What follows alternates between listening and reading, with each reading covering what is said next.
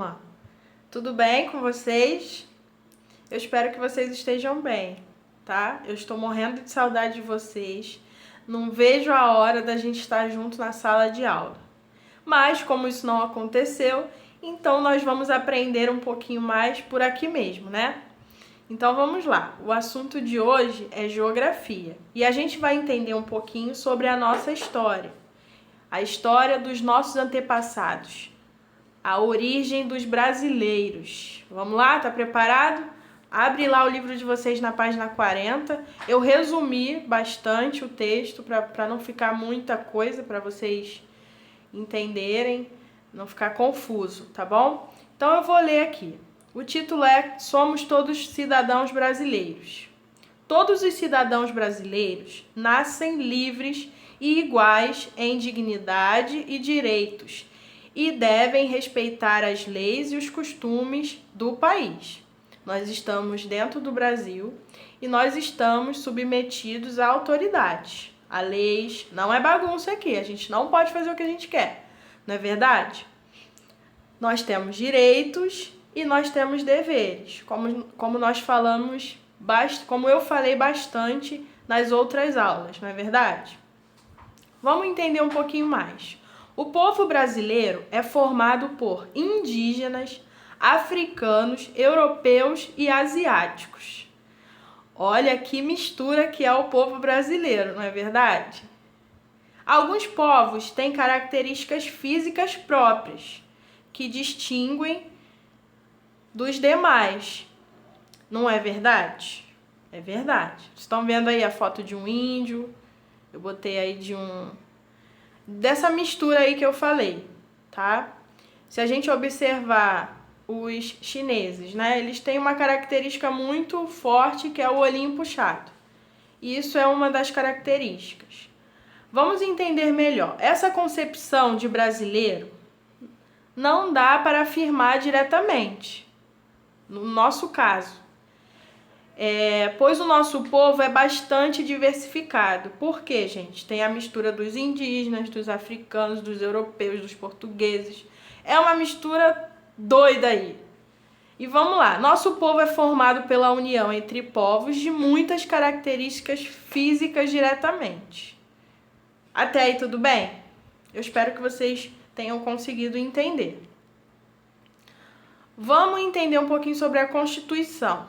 Você sabia que algumas pessoas não nascem no Brasil, mas conseguem ser reconhecidas como brasileiras, naturalizadas ou adquirir dupla nacionalidade?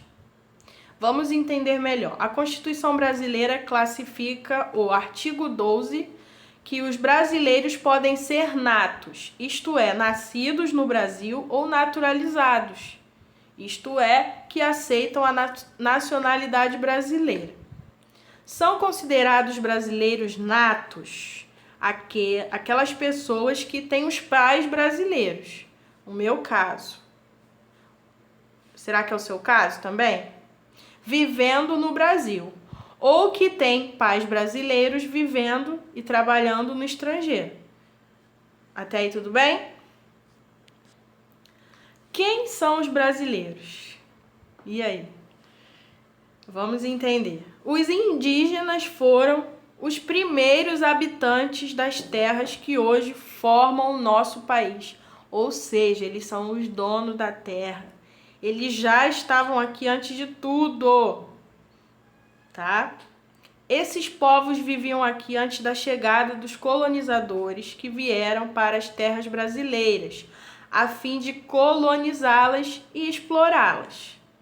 Muitos indígenas foram obrigados a abandonar suas terras. Isso é triste, mas é verdade. Foram escravizados e até morreram.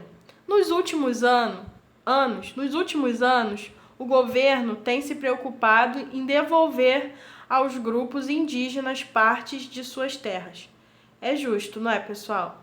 Antes dos portugueses chegarem aqui, quem estava aqui, quem morava aqui, quem eram os donos daqui eram os índios.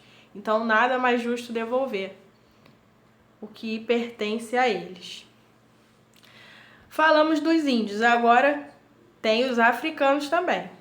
Os africanos chegaram ao Brasil como escravos para trabalhar nas fazendas agrícolas. Ser escravo nessa época era pertencer a um dono, sem ter direitos de cidadãos. Nós falamos sobre isso já nas outras aulas. Vamos lá. Eles recebiam abrigo e alimentação de forma precária, sem liberdade de decidir o que fazer e onde viver. Eles não tinham, pessoal, direito algum. E isso é muito triste. A libertação de todos os africanos escravizados só aconteceu em 13 de maio de 1988. Você já deve ter ouvido falar dos quilombos. Eram povoados criados pelos negros escravizados que fugiam de seus donos e das fazendas aonde viviam. Ou seja, eram africanos que já estavam de saco cheio de passar por todas aquelas humilhações, sem respeito, eram maltratados. Uma hora as pessoas se cansam, não é verdade? E foi isso que aconteceu com eles. Eles tentavam fugir para os quilombos e alguns não conseguiam e até morriam.